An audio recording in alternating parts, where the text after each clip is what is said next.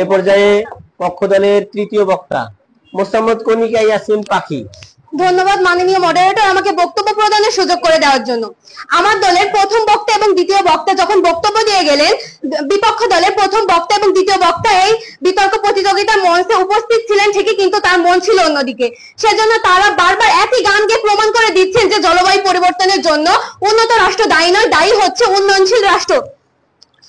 জলবায়ু পরিবর্তনের জন্য যদি উন্নত রাষ্ট্র দায়ী না হয়, তবে কেন মালদ্বীপ 2050 সালের মধ্যে 80% বসবাসের জন্য অযোগ্য হয়ে পড়বে বিশ্ব উষ্ণায়নের কারণে? তথ্যসত্য উইকিপিডিয়া। কেন বাংলাদেশ খরা, বন্যা, ঝড়, জলোচ্ছ্বাস আর সমুদ্রপৃষ্ঠের উচ্চতা বৃদ্ধির মতো সমস্যাগুলো দিন দিন বৃদ্ধি পাচ্ছে? কেন আফগানিস্তানে প্রচন্ড খরার কারণে খাদ্য উৎপাদন করতে পারছে না? এমন আরো অনেক তথ্য আছে। এর জন্য কি আপনারা উন্নয়নশীল দেশগুলোকে দায়ী করবেন? মাননীয় মডারেটর, বিজ্ঞ প্রতিপক্ষের কাছে আমার প্রশ্ন আশা করে উত্তর দিয়ে যাবেন। মাননীয় মডারেটর, বিপক্ষ দলের প্রথম বক্তা এইটা প্রশ্ন পরিষ্কার করে গেছেন যে জলবায়ু পরিবর্তনের জন্য দায়ী উন্নয়নশীল রাষ্ট্র। বিপক্ষ দলের দ্বিতীয় বক্তা বললেন যে আমার দলের দ্বিতীয় বক্তা বলেছেন যে চীন উন্নয়নশীল রাষ্ট্র, কিন্তু চীন একটা উন্নত রাষ্ট্র, প্রতিদিন বজ্র উৎপাদন করে 500 মিলিয়ন টন। মাননীয় মডারেটর, কোনো কিছু আপনা আপনি দূষিত হয় না। কেউ যদি ধূমপান করে বলে যে ধূমপান নয়, নিকোটিনের ধোঁয়ার কারণে তার ক্যান্সার হয়েছে, এখানে ধূমপানের কোনো দোষ নেই, তাহলে বিষয়টা কি নিতান্ত হাস্যকর নয়? বিশ্ব উষ্ণায়নের কারণে প্রতি বছর সমুদ্রপৃষ্ঠের উচ্চতা বৃদ্ধি পাচ্ছে গড়ে 3.42 মিলিমিটার। তবে গবেষণায় উঠে এসেছে বাংলাদেশের সমুদ্রপৃষ্ঠের উচ্চতা বৃদ্ধির হার বৈশ্বিক উষ্ণায়নের চেয়ে অনেক বেশি। তথ্যসূত্র দ্য ডেইলি স্টার বাংলা।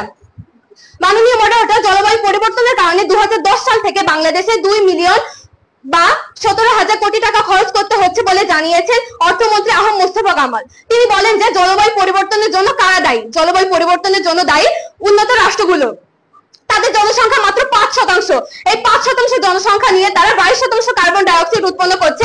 এর ফলে আমরা ক্ষতিকর দিকটা আমাদের উপরে পড়ছে।